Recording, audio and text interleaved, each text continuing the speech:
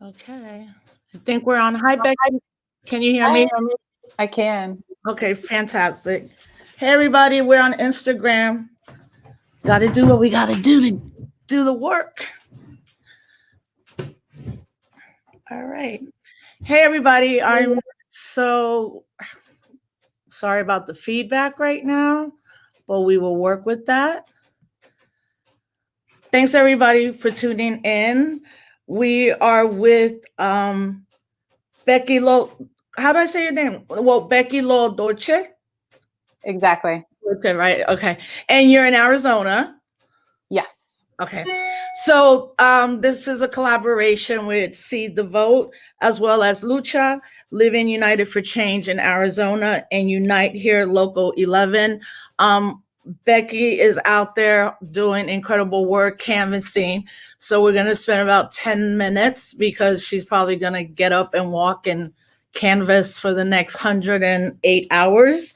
So thank you so much, and to Seed the Vote for asking me to do this. So, Becky, can you just tell people a little bit about who you are and the work that you've been doing so far for the election?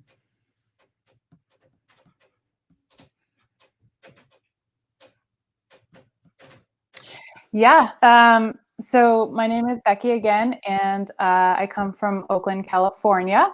And I have been doing voter outreach with Seed the Vote for several months now. I've been doing voter outreach with a lot of different groups over the past year. But over the last couple of months, I really started investing more in the work that Seed the Vote is doing a lot of phone banking and stuff like that. And then also doing a lot of behind the scenes volunteer outreach and support.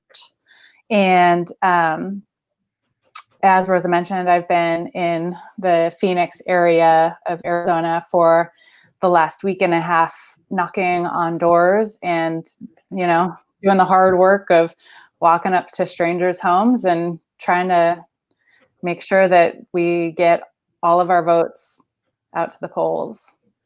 And how long have you been with Seed the Vote?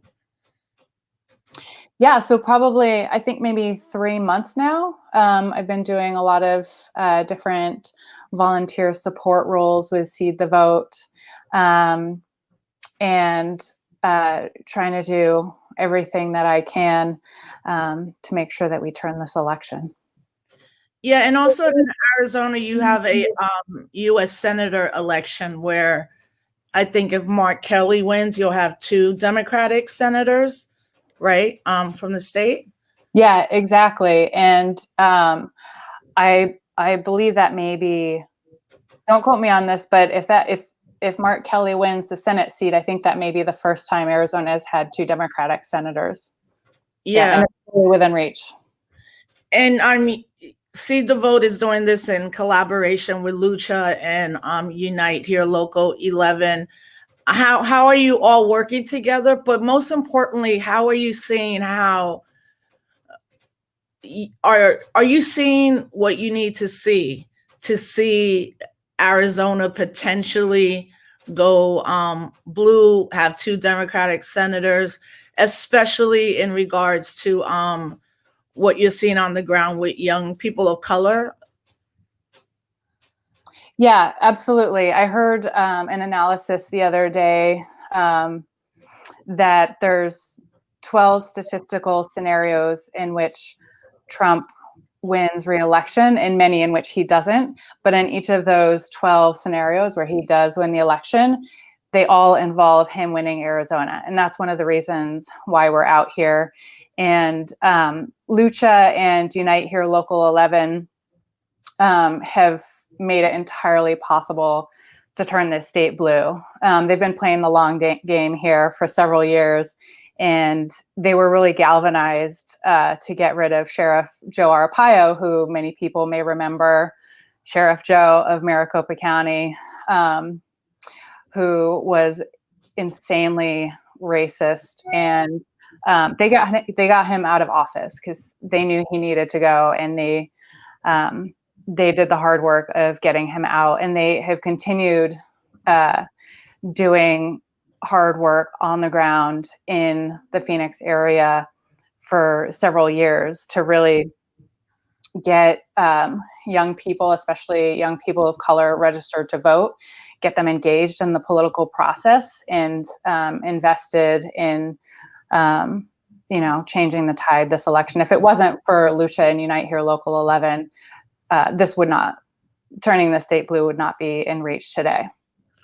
Yeah, although I mean, I would say if not for Puente and Mi Gente, it wouldn't be where it is today, because Puente as an organization, I mean, one of the things that they really worked on was getting rid of Joe Arpaio, trying to stop, obviously, detention and deportation of many Latino immigrants. And then both Carlos and Marissa were with Puente, and then Marissa Franco went and started Mi Gente, and Carlos is on the city council now in Phoenix, which, it's interesting because he's definitely one of those people that was like, no, I would never do that. And then he did, and he won.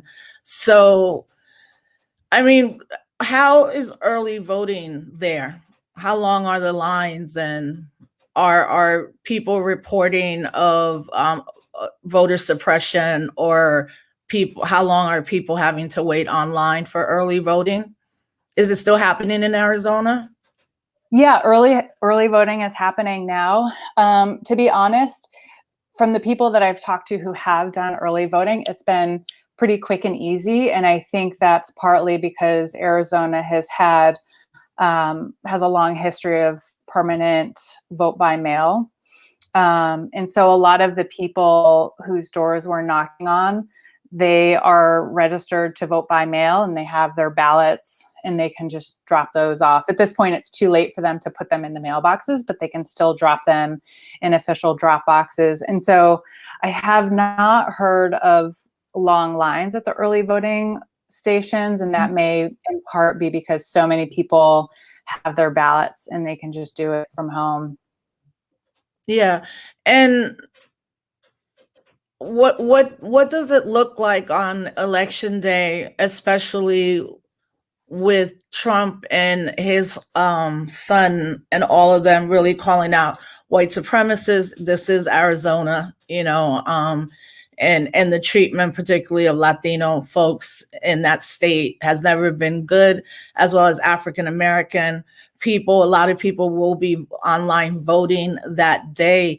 Have you heard anybody reporting of white supremacist militias saying they're going to be there and they're going to poll watch? And if so, what are organizations doing on the ground to combat poll watchers with our type of poll watchers? And I mean, let me say ours, because I am not a registered Democrat. I'm a Green Party member. I voted for the Green Party.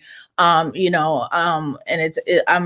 there's some other parties obviously on the ballot in Arizona, but in dealing with where we're at right now, obviously there's been an upswing in Democratic registration and voters, young people. So are you hearing anything about potential white militias? Are like groups prepared to, protect people in voting when they walk in and they walk out? Are there going to be people who monitor what they're going to be trying to do to repress the vote that day on election day? Yeah, that's a great question. And to be honest, I don't really know the answer. I'm sure that our organizers are more plugged into that. I know that they are working on the election day plan. And I haven't, us door knockers on the ground haven't gotten the plan yet, because I think it's in progress. So I'm really not sure. We have seen some Trump rallies. They haven't been very big, but they're intimidating. They're intimidating, even when they're small. So yeah, it's a real concern.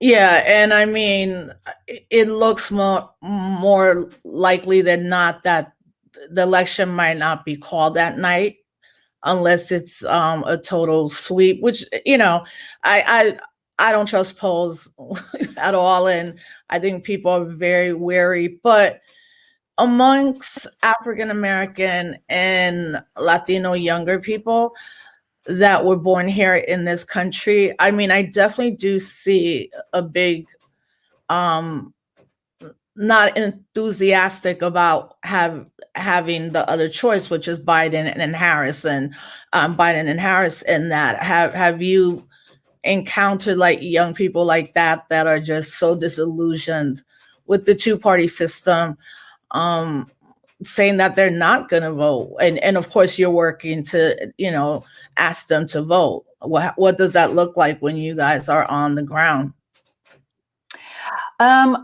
You know, that's a good question. I have definitely talked with some people who are thinking of voting independent because they don't love either candidate. We've definitely talked with some people who are pretty disillusioned in general and thinking of not voting. And we've been able to turn some of them out because, you know, even though Joe Biden may not be the candidate that they were hoping for, and frankly, he's not the candidate I was hoping for, but I think that so many people recognize that we don't really stand a fighting chance if we have another 4 years of Trump. But with Biden, we do stand a fighting chance. And one thing that I tell to a lot of the voters who are kind of disillusioned is that I'm not voting for a dream candidate. I'm not looking for a candidate that I'm going to marry.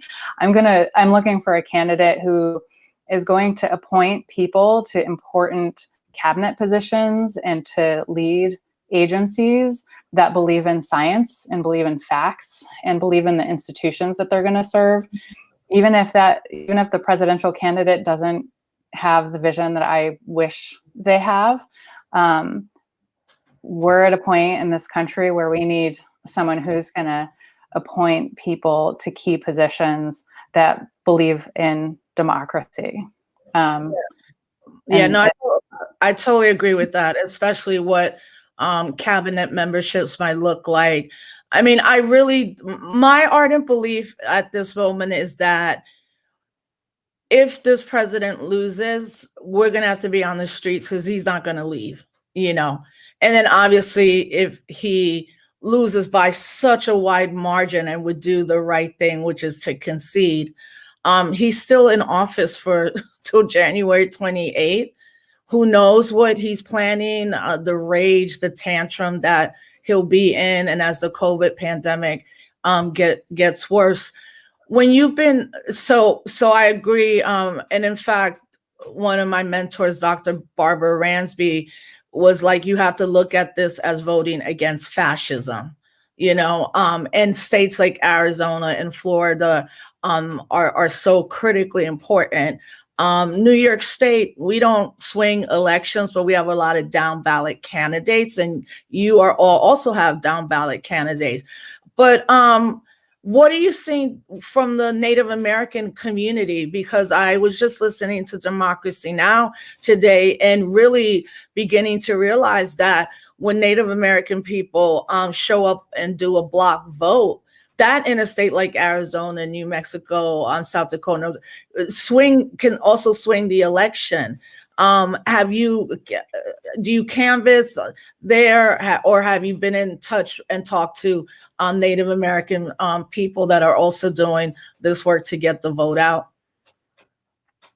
So our canvassing has been focused on Maricopa County because it's the biggest population center in the state. And, statistically, if we take Maricopa County, we take the state. So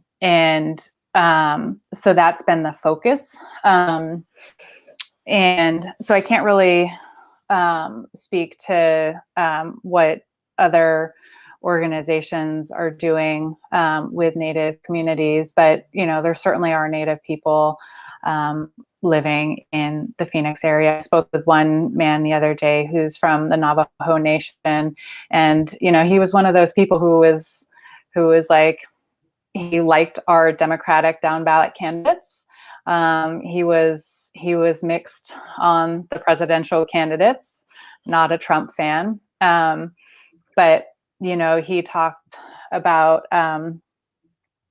you know, issues that are happening with his homeland, and, you know, talked about 500 years of broken treaties and promises. And I was like, yeah, those are real, those are fully legitimate grievances. And yeah, but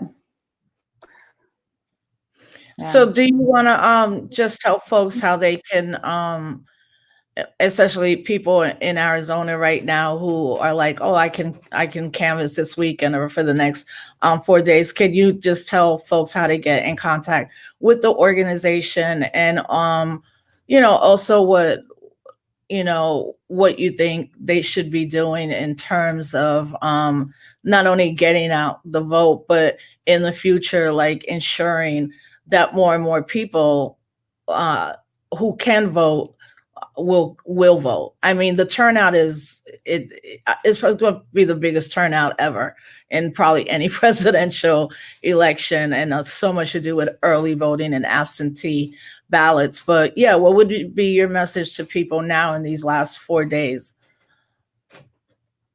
Yeah, I mean, I think that you know, the work that we're doing on the ground here in Arizona is hugely impactful. I knocked on a door the other day and spoke with this man who was like, I haven't voted in 16 years, but I want to vote this year. And I was like, why? And he was like, I didn't vote in 2016 and I feel guilty about it and I want Trump out. So he grabbed his ballot on the spot and filled it out with me, dropped it off the next day. And he was like, if you hadn't come by my house tonight, I probably would have been too lazy to get this done. And that's the real impact of what we're doing. We're finding those voters who need that extra push or need that extra piece of information in order to make sure that they know how to get their vote counted. So this work is hugely impactful. We are you know, continuing through election day to be knocking on doors. And so if people are able to come out here, they absolutely should. To get more information, you can go to our website, seedthevote.org. You'll find our volunteer guide on there and links for signing up for informational sessions. We are using COVID protocols here that have been vetted by medical and public health professionals and tested by our organizers.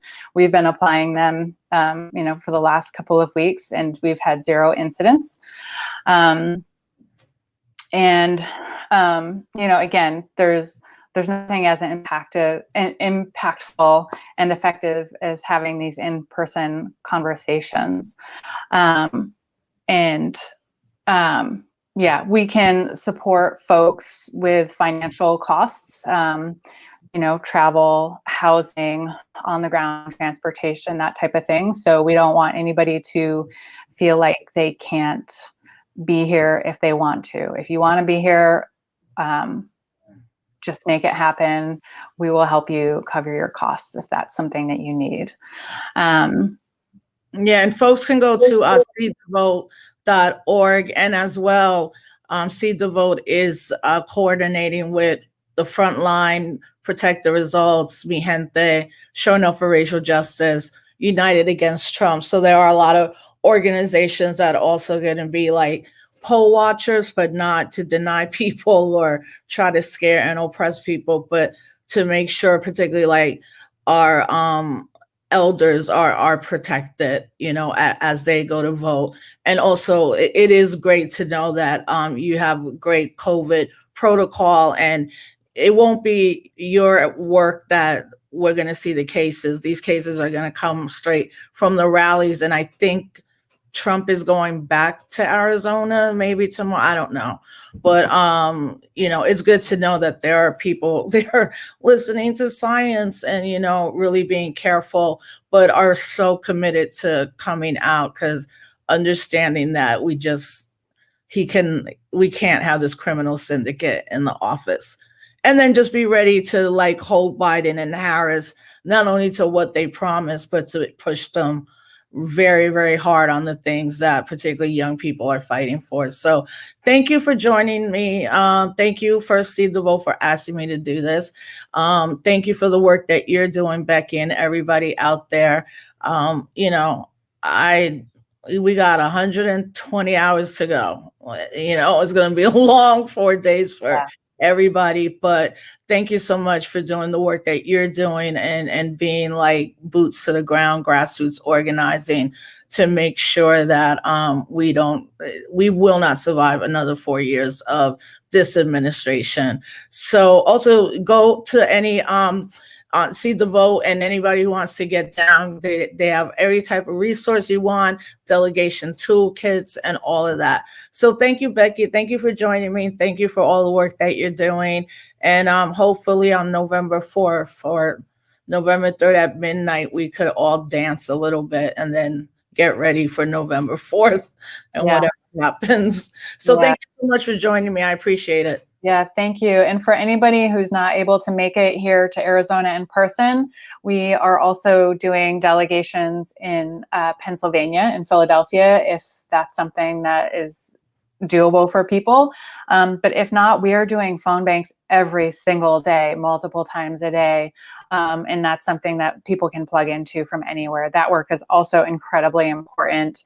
And we're also going to be doing some ballot curing with Florida, where basically people who had issues with getting their ballots counted in Florida, maybe because they didn't fill out the ballot right or they had a signature issue, they have ways to fix it. And so we are going to be working with groups who are supporting voters in Florida to make sure that every single one of those votes is counted as well. So there's lots of ways to get involved.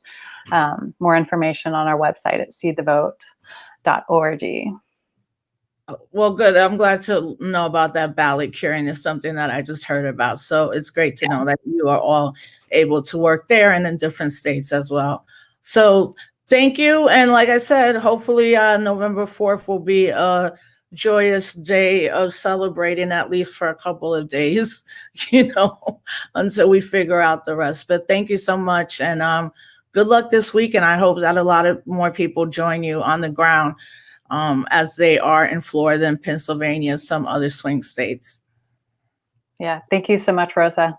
Thank you. Thank you for your work. Peace. Bye. Bye.